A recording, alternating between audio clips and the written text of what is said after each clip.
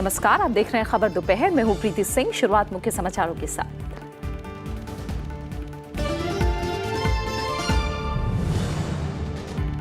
DGP की नियुक्ति आंतरिक राज्य समिति के जरिए करने से सुप्रीम कोर्ट का इनकार। पंजाब, हरियाणा, केरल, पश्चिम बंगाल और बिहार सरकार की याचिका खारिज। पीठ ने कहा, जनहित और राजनीतिक दखल से बचाने के लिए अदालत ने दिए हैं दिशा निर्देश।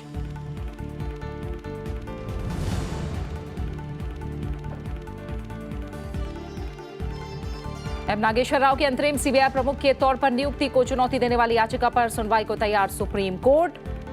अगले हफ्ते होगी सुनवाई। गैर सरकारी संगठन कॉमन कॉज ने दाखिल की याचिका।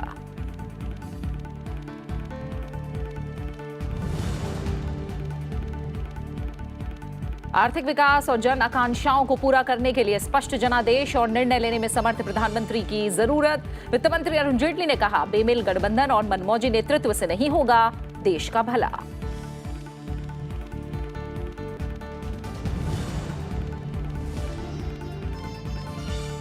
मनरेगा में अब तक का सबसे बड़ा आवंटन। मौजूदा वित्तीय वर्ष में 6,000 करोड़ रुपए के अतिरिक्त आवंटन के साथ कुल 61,084 करोड़ रुपए की राशि आवंटित। बढ़ोतरी से ग्रामीण इलाकों में रह रहे लोगों को होगा फायदा।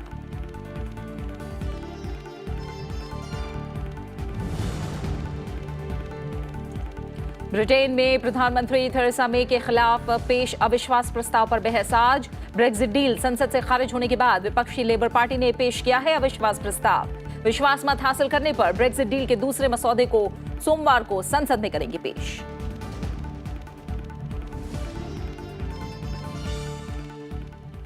सुप्रीम कोर्ट ने पंजाब, केरल, पश्चिम बंगाल, हरियाणा और बिहार सरकार को झटका देते हुए डीजीपी नियुक्त करने के नियमों में संशोधन की मांग करने वाली उनकी याचिका को खारिज कर दिया है। सुप्रीम कोर्ट ने पुलिस महानिदेशकों की नियुक्ति के संबंध में अपने पिछले साल के आदेश में बदलाव की मांग वाली याचिकाओं को खारिज कर दिया है। पांचों राज्य पिछले साल के आदेश में बदलाव चाहते हैं और डीजीपी के चयन और नियुक्ति के संबंध में स्थानीय कानूनों के क्रियान्वयन की मांग कर रहे हैं। ये राज्य चाहते हैं कि डीजीपी की नियुक्ति आंतरिक राज्य समिति के जरिए की जानी चाहिए, ना कि यूपीएससी के जरिए। एम नागेश्वर राव को सीबीआई का अंतरिम निदेशक बनाए जाने के खिलाफ दायर याचिका पर सुनवाई के लिए सुप्रीम कोर्ट तैयार हो गया है। इस पर सुनवाई अगले हफ्ते की जाएगी। सीबीआई के अंतरिम निदेशक के रूप में एम नागेश्वर राव की नियुक्ति को चुनौती देते हुए सोमवार को सुप्रीम कोर्ट में एक जनहित याचिका दायर की गई थी। गैर सरकारी संगठन कॉमन कॉज ने यह जनहित याचिका दायर की थी और इसमें सीबीआई के अंतरिम निदेशक के रूप में एम नागेश्वर राव की नियुक्ति निरस्त करने का आग्रह किया गया है। सरकार ने ग्रामीण रोजगार योजना मनरेगा के लिए 6,000 करोड़ रुपए से ज्यादा की अतिरिक्त राशि आवंटित की है। इसके साथ ही इस योजना के लिए कुल आवंटन 61,084 करोड़ रुपए हो गया है, जो किसी भी वित्तीय वर्ष में सर्वोच्च है। अतिरिक्त आवंटन करीब 90 सांसदों, कई जाने माने नागरिक समाज के सदस्यों, कार्यकर्ताओं, किसान आंदोलन के नेताओं और पूर्व नौकरशाहों के प्रधानमंत्री नरेंद्र मोदी को पत्र लिखकर धन की कमी को लेकर चिंता जताने के बाद किया गया है। केंद्रीय ग्रामीण विकास मंत्रालय के मुताबिक केंद्र सरकार ने मनरेगा के तहत 6,084 करोड़ रुपए का अतिरिक्त आवंटन किया है। इसके साथ ही 2018-19 में इस योजना के तहत कुल आवंटन 61,084 करोड़ रुपए हो गया है, जो अब तक का सर्वोच्च आवंटन है।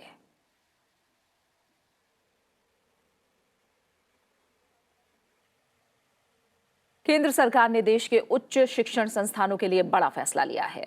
नरेंद्र मोदी सरकार ने आर्थिक रूप से कमजोर वर्ग के लोगों के लिए 10% आरक्षण लागू करने के लिए उच्च शिक्षण संस्थानों में 25% सीटें बढ़ाने का फैसला लिया है। ये फैसला अगले शिक्षा सत्र से लागू होगा। 25% सीटें बढ़ाने का फैसला पूरे देश के उच्च शिक्षण संस्थानों और विश्वविद्यालयों में लागू होगा। मानव संसाधन विकास मंत्री प्रकाश जावड़ेकर ने कहा कि इस बात का फैसला मंत्रालय, यूजीसी और all India council of technical education की बैठक में लिया गया। Government has decided to implement 10% EBC quota right from this academic year 2019-2020. All the universities, 900 universities and 40,000 colleges will be given full operational manual and OM operational mandate in 1 week time, and this will be the reservation will be available in both public and private institutes. केंद्र सरकार ने राज्य सरकार से सहायता प्राप्त degree स्तर के तकनीकी उच्च शिक्षा संस्थानों के शिक्षकों और कर्मचारियों को भी 7वां वेतनमान देने का फैसला किया है। इससे इन संस्थानों में काम करने वाले 29,264 शिक्षकों और दूसरे कर्मचारियों को सीधा लाभ मिलेगा। केंद्रीय मानव संसाधन विकास मंत्री प्रकाश जावड़ेकर ने इसकी जानकारी दी। इससे केंद्र के खजाने पर 1,241.78 करोड़ रुपए का अतिरिक्त भार पड़ेगा। सरकार ने एरियर पर होने वाले खर्च का 50% भी वहन करने का ऐलान किया है। देश की प्राथमिक शिक्षा पर असर यानी annual status of education report 2018 कल दिल्ली में जारी की गई। साल 2018 की इस रिपोर्ट में ग्रामीण भारत के 3 से 16 साल के बच्चों का स्कूल में नामांकन और 5 से 16 साल के बच्चों की पढ़ने और गणित करने की क्षमता पर केंद्रित की गई है। स्कूलों में शिक्षा के स्तर में पिछले कुछ सालों में सुधार आया है। गैर सरकारी संस्था असर यानी annual status of education report 2018 के मुताबिक 2008 में जहां 15 से 16 साल की उम्र की 20% से ज्यादा लड़कियां स्कूल छोड़ देती थीं, 10 सालों में यह आंकड़ा घटकर 13.5% पर आ गया है। 6 से 14 साल का तो एनरोलमेंट लेवल हमेशा ही हाई था, पर there were other older age groups जो जैसे 11 से 14 या 15 से 16 जहाँ पे आउट ऑफ स्कूल बच्चे काफ़ी थे, वहाँ पे भी बहुत इम्प्रूवमेंट देखी है। कक्षा 2 की किताबों को आधार बनाकर असर ने छात्रों के पढ़ने की क्षमता की जांच की है। इसमें कक्षा 3 के 27% से ज्यादा बच्चे पढ़ने में सक्षम पाए गए, जबकि 2016 में यह आंकड़ा 25% था। वहीं कक्षा 5 के 50% से ज्यादा छात्र इन किताबों को आसानी से पढ़ लेते हैं। 2016 में यह आंकड़ा 47.9% था। वहीं कक्षा 8 के करीब 73% बच्चे बेसिक किताबें पढ़ लेते हैं। गवर्नमेंट की अटेंशन मिडिल स्कूल में चली तो ये 11 से 14 साल का जो भाग है वो भी नीचे आने शुरू हो गया आउट ऑफ स्कूल बच्चों का। और अब जैसे गणित के बुनियादी कौशल की बात करें तो कक्षा 3 और कक्षा 5 के छात्रों के प्रदर्शन में सुधार हुआ है। इसमें मामूली बढ़त दिखाई दी है।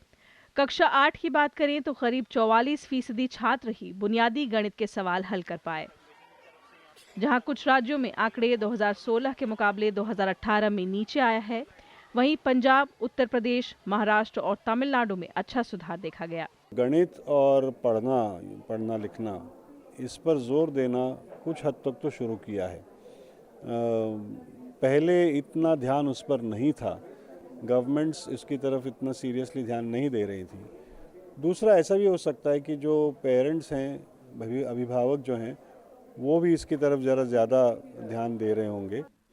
असर ने अपने सर्वेक्षण में देश के 596 जिले के 3,54,000 के करीब घरों को शामिल किया है।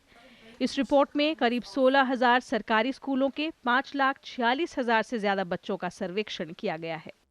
अनु दीवान, राज्यसभा टीवी। गुजरात के उप मुख्यमंत्री नितिन पटेल की अध्यक्षता में गठित एक मंत्री स्तरीय समूह रियल एस्टेट क्षेत्र के लिए कंपोजिशन योजना के साथ साथ जीएसटी दरों के सरलीकरण की संभावनाओं पर विचार करेगा। जीएसटी परिषद की 10 जनवरी को हुई बैठक में जीएसटी व्यवस्था के तहत रियल एस्टेट क्षेत्र को बढ़ावा देने के लिए 7 सदस्यीय मंत्री समूह गठित करने का फैसला किया गया था। मंत्री समूह रियल एस्टेट क्षेत्र पर लागू जीएसटी दरों के सरलीकरण का भी विश्लेषण करेगा। इसके साथ ही समूह रियल एस्टेट क्षेत्र के समक्ष आने वाली चुनौतियों और मुद्दों पर भी गौर करेगा। देश को उच्च आर्थिक वृद्धि की राह पर आगे ले जाने और जनता की आकांक्षाओं को पूरा करने के लिए एक ऐसे प्रधानमंत्री की जरूरत है जो निर्णय लेने में समर्थ हो और उसके पास स्पष्ट जनादेश हो। वित्त मंत्री अरुण जेटली ने राजनीतिक स्थायित्व, निर्णायक नेतृत्व और स्पष्ट बहुमत का वृद्धि से संबंध नाम का ब्लॉग में ये बात कही है। उन्होंने लिखा है कि सिर्फ स्पष्ट बहुमत के साथ चुना गया प्रधानमंत्री ही आर्थिक वृद्धि हासिल कर सकता है और देश की आकांक्षाओं को पूरा कर सकता है। उन्होंने कहा कि बेमेल गठबंधन और मनमौजी नेतृत्व से देश का भला नहीं होने वाला है। अरुण जेटली ने अपने एक ब्लॉग में मोदी सरकार की उपलब्धियां गिनाते हुए कहा कि प्रधानमंत्री के नेतृत्व में भारत दुनिया में तेजी से वृद्धि कर रही अर्थव्यवस्था बन गया है। भारतीय अर्थव्यवस्था 7 से 7.5% की वृद्धि की दर से बढ़ रही है।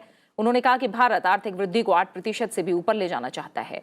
उन्होंने कहा कि प्रधानमंत्री नरेंद्र मोदी के 5 साल के कार्यकाल में 7.3% की औसत वृद्धि दर इससे पिछली सरकार के मुकाबले अधिक व्यापक आधार की गणना पर हासिल की गई है।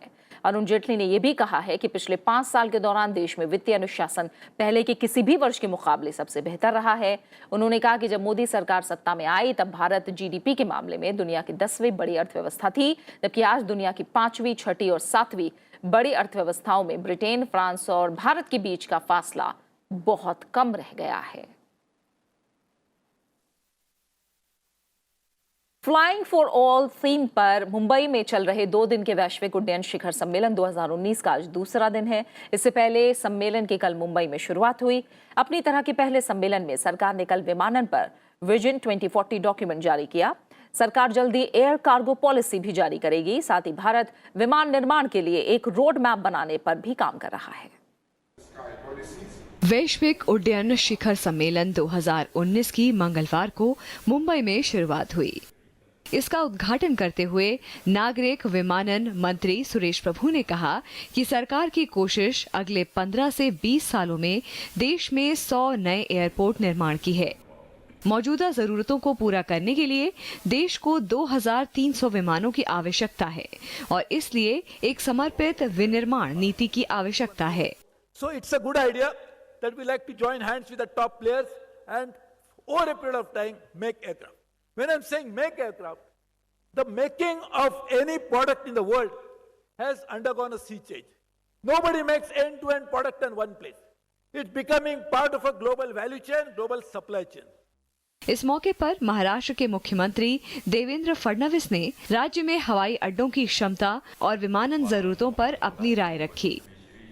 ग्लोबल एविएशन समिट में दुनिया भर से 800 प्रतिनिधि हिस्सा ले रहे हैं। इसमें 14 देशों के नागर विमानन मंत्री और डीजीसीए के 35 प्रतिनिधि और 100 सीईओ शामिल हैं।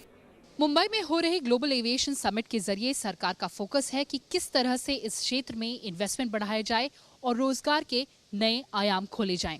साथ ही कैसे एक बड़ा मिशन बनाया जाए जिससे भारत में एविएशन इंडस्ट्री का और विस्तार किया जा सके। मुंबई से कैमरा पर्सन जुनैद इकबाल खान के साथ कृति मिश्रा, राज्यसभा टीवी। दूरदर्शन की रिवाइज फ्री डिश पॉलिसी को लेकर प्रसार भारती के सीईओ शशि शेखर वेम्पति ने राज्यसभा टीवी से खास बातचीत की है। इस नई संशोधित नीति का मकसद डीडी फ्री डिश पर उपलब्ध कंटेंट की विविधता को बढ़ाने, खासकर क्षेत्रीय भाषाओं की पहुंच को बढ़ाना है। इसमें ई नीलामी के जरिए डीटीएच स्लॉट आवंटित किए जाएंगे। दूरदर्शन अपनी नई फ्री डिश पॉलिसी रिवाइज कर रहा है। आइए जानते हैं ज़्यादा हम सीईओ प्रसार भारती से। सर, आप क्या कहना चाहेंगे? क्या जो रिवाइज पॉलिसी वो क्या कह रही है?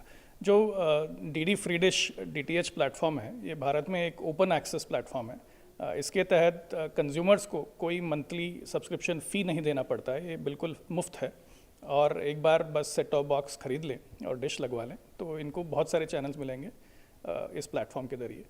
तो इसका जो सिस्टम है, जिस तरीके से प्राइवेट निजी चैनल्स इस प्लेटफॉर्म पे आ सकते थे, ये 2011 में टीडीसैट का एक ऑर्डर था, उसको इम्प्लीमेंट करते हुए ई ऑक्शंस लाए गए थे और ये कई सालों से ई ऑक्शंस चल रहे हैं। अभी कुछ महीने पहले हमने ई ऑक्शंस को रोक रखा था ताकि ये पॉलिसी को हम रिव्यू करें, क्योंकि इसमें पहले सिर्फ 2 कैटेगरी होते थे, न्यूज़ और नॉन न्यूज़, और इससे काफ़ी सारे जॉनराज और लैंग्वेजेस के चैनल्स छूट गए थे। तो अभी जो नया पॉलिसी बना है, इसमें हम 5 कैटेगरी फ्री डिश के होंगे। इसमें ये एडवांटेज होगा कि जो लैंग्वेजेस और चैनल्स और जो जॉनरास अभी फ्री डिश पे नहीं है, उनको एक लोअर एंट्री पॉइंट मिलेगा और इसके लिए रिजर्व प्राइस जो है हमने कम रखा है। और जो हायर पोटेंशियल वाले जो पॉपुलर जॉनरा और लैंग्वेज है, जैसे हिंदी एंटरटेनमेंट, हिंदी मूवीज़ वगैरह, इनके लिए हमने हायर रिजर्व प्राइस रखा है।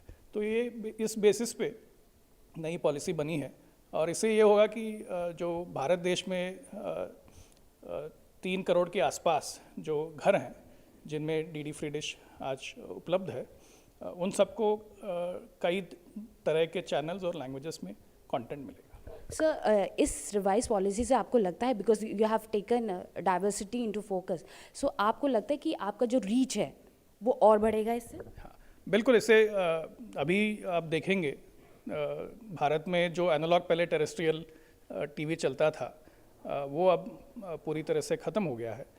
तो सिर्फ डीडी फ्री डिश एक प्लेटफॉर्म है जो भारत के हर कोने तक पहुंचता है, और जिस तरह से हम नए पॉलिसी में अन्य लैंग्वेजेस और अन्य जॉनरास को हमने स्पेस दिया है, इससे बिल्कुल रीच बढ़ेगा। सर, जो नई डीटीएच पॉलिसी आने वाली है ट्राई की, उससे आपका कोई रिवाइज पॉलिसी का कोई कनेक्शन है क्या आपस में? हाँ, ये एक अच्छा सवाल है। मैं एक क्लैरिफाई कर दूं कि TRAI का जो टैरिफ ऑर्डर है वो निजी प्राइवेट जो DTH और केबल प्लेटफॉर्म्स हैं उनके लिए एप्लीकेबल है। डीडी फ्री डिश इसके दायरे में नहीं आता है, क्योंकि डीडी फ्री डिश एक ओपन एक्सेस प्लेटफॉर्म है, इसमें कोई मंथली फ़ी नहीं होती है, तो इसका कोई रेलेवेंस नहीं है। राष्ट्रपिता महात्मा गांधी के 150वें जयंती वर्ष के मौके पर गुजरात के भावनगर जिले में आज से 150 किलोमीटर लंबी पदयात्रा की शुरुआत हुई। केंद्रीय मंत्री मनसुख लाल मांडविया ने कहा है कि महात्मा गांधी के मूल्य आज ज्यादा प्रासंगिक हैं और आधुनिक समस्याओं के हल भी गांधी जी के शिक्षा के मॉडल में ढूंढे जा सकते हैं। हफ्ते भर की पदयात्रा के समापन पर 22 जनवरी को प्रधानमंत्री नरेंद्र मोदी ने वीडियो कॉन्फ्रेंसिंग के जरिए संबोधित करेंगे।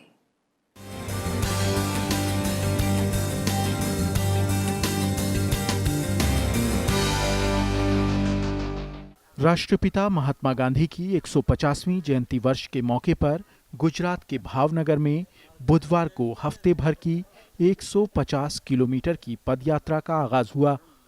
केंद्रीय मंत्री मनसुख लाल मांडविया ने तलाजा तालुके के मनार स्थित गांधीवादी शैक्षणिक संस्थान ग्राम दक्षिणामूर्ति से इसकी शुरुआत की, जहां गांधी जी के विचारों की प्रस्तुति के साथ पदयात्रा शुरू हुई। उन्होंने कहा कि गांधीवादी विचार और शिक्षा पद्धति आज की समस्याओं के हल सुझाने की क्षमता रखते हैं और उन्हें अपनाने की जरूरत है। मैंने डिसाइड किया कि न्यू जनरेशन एक गांधी मूल्यों की ओर आए, जो अभी न्यू जनरेशन गांधी मूल्यों से अभी थोड़ा हट रहे हैं, वो गांधी मूल्यों को पहचाने और गांधी मूल्यों की ओर उसकी आना हो। दूसरा मेरा उद्देश्य है कि गांधी जी ने कहा था कि मेरा जीवन का अंतिम और उत्तम जो कोई समाज को प्रदान है तो वो है बेसिक एजुकेशन, और गुजरात में ऐसी 90% बेसिक एजुकेशन के इंस्टीट्यूट है, और उसमें भावनगर डिस्ट्रिक्ट में ऐसी 8 बेसिक एजुकेशन के इंस्टीट्यूट को जोड़ती हुई मेरी ये पदयात्रा है। ये 2 उद्देश्य से मैं पदयात्रा कर रहा हूँ। इस पदयात्रा में गुजरात सरकार के मंत्रियों से लेकर राजनेता, सामाजिक कार्यकर्ता, गांधीवादी और स्कूलों के छात्र हिस्सा ले रहे हैं। गांधी जी के दांडी मार्च की तर्ज पर हो रही यात्रा का उद्देश्य युवा पीढ़ी को महात्मा गांधी की विचारधारा से रूबरू कराना और लोगों का ध्यान महात्मा गांधी द्वारा प्रचारित शिक्षा के प्रारूप की ओर दिलाना है। गांधी जी बिल्कुल ऐसा मानते थे। उन्होंने पहले ही कहा था कि अगर हमारा देश को तुरंत और सबसे ज्यादा अगर किसी चीज की जरूरत है तो वो है चारित्र्य घड़तर की। चारित्र्य घड़तर मानी आत्मा का शिक्षण। चारित्र्य घड़तर मानी क्या बुरा है क्या अच्छा है उसकी समझ युवाओं में आए, इसी शिक्षण को चारित्र्य शिक्षण कहते हैं। इसी यात्रा के दौरान 3 मोटरसाइकिल सवारों को भी हरी झंडी दिखाकर रवाना किया गया, जो नेपाल, भूटान समेत देश भर का भ्रमण कर स्वच्छता और गांधीवादी मूल्यों के लिए जागरूकता फैलाएंगे। इस पदयात्रा में करीब 150 गांधीवादी भी हिस्सा ले रहे हैं। ये यात्रा गांधीवादी विचारधारा पर आधारित विद्यालयों यानी बुनियादी शालाओं से होकर गुजरेगी। इसके रास्ते में 150 अलग अलग कार्यक्रम आयोजित किए जाएंगे और 14 जनसभाएं होंगी। ये कई पड़ावों से होकर गुजरेगी और रोजाना औसतन 20 किलोमीटर के बाद रात्रि विश्राम के बाद फिर आगे बढ़ेगी। ये यात्रा भावनगर में ही सीहोर तालुका के सनोसरा गांव में खत्म होगी। 22 जनवरी को प्रधानमंत्री नरेंद्र मोदी इसके समापन के मौके पर दिल्ली से वीडियो कॉन्फ्रेंसिंग के जरिए संबोधित करेंगे। केंद्र सरकार ने भी महात्मा गांधी के 150वीं जयंती के मौके पर देश भर में कई कार्यक्रमों के आयोजन की बात कही है, और उसी सिलसिले में इस तरह के कार्यक्रम हो रहे हैं। और शायद आज राष्ट्रपिता महात्मा गांधी के जो विचार थे और जो शिक्षा को लेकर उनकी बात थी, उसका रिलेवेंस आज के समाज में ज्यादा है और उसे अपनाने की भी जरूरत है। भावनगर से पंचानन मिश्रा, राज्यसभा टीवी। प्रधानमंत्री नरेंद्र मोदी मंगलवार को केरल के दौरे पर पहुंचे। प्रधानमंत्री ने कोल्लम में राष्ट्रीय राजमार्ग संख्या 66 पर कोल्लम बाईपास का उद्घाटन किया। 13 किलोमीटर लंबे 2 लेन वाले इस बाईपास पर 352 करोड़ रुपए की लागत आई है। इस परियोजना से आलपुझा और तिरुवनंतपुरम के बीच यात्रा का समय कम हो गया है और कोल्लम शहर में ट्रैफिक जाम की समस्या भी कम हो जाएगी। सरकार का कहना है कि इन परियोजनाओं के पूरा होने से जनता के लिए नए सामाजिक आर्थिक अवसर पैदा होंगे और इस क्षेत्र में व्यापार और पर्यटन को बढ़ावा मिलेगा। इस मौके पर जनसभा को संबोधित करते हुए प्रधानमंत्री ने 3 तलाक विधेयक को ऐतिहासिक बताया और मामले में विपक्ष के अड़ंगा लगाने की आलोचना भी की।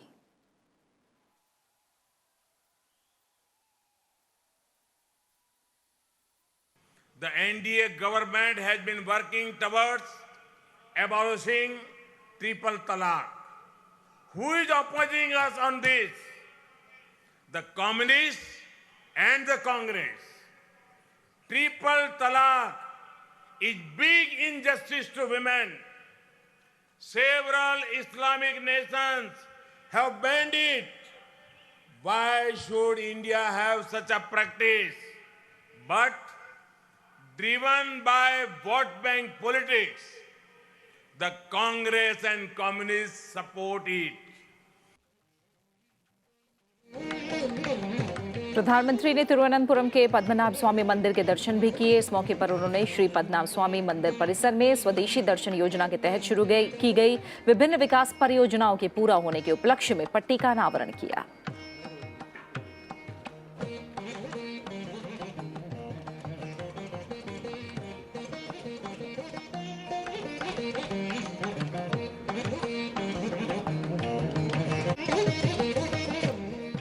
और अब एक अहम अंतर्राष्ट्रीय खबर। यूरोपीय संघ से ब्रिटेन के अलग होने की प्रधानमंत्री थेरेसा मे की योजना को ब्रिटिश संसद ने खारिज कर दिया है।